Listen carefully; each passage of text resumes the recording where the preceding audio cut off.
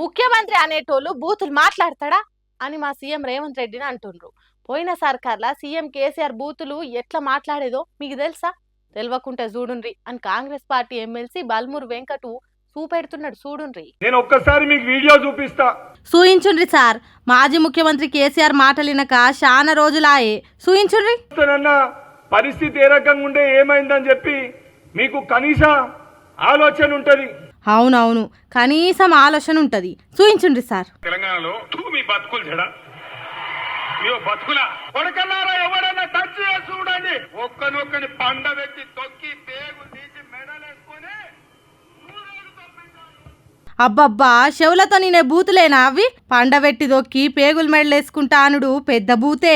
MLC Venkat గారు మీరు చెప్పినట్టు ఒక రాష్ట్రానికి ముఖ్యమంత్రి ఉన్న మనిషి ఇట్లా బూతులు మాట్లాడు మంచి పద్ధతి కాదు అని అంటున్నారు ఈ వీడియో చూసిన జనాలు.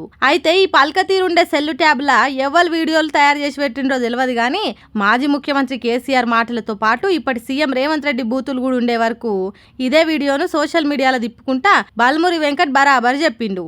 ఇట్లనేనా ఓ సీఎం బూతులు మాట్లాడేది అని షేరింగులు చేస్తున్నారట. అప్పుడప్పుడు లీడర్లకు ఇట్లా అవుతుంటది కానీ కొద్దిగా చూసుకోవాలి కదా.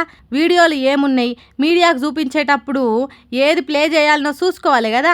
ఇప్పుడు చూడుండ్రి, ఓ ముఖ్యమంత్రి సొక్కంగా మాట్లాడుతున్నాడని పోయిన సీఎం గురించి చెప్పేతానికి వచ్చినవా అని తిడుతున్నారు జనాలు.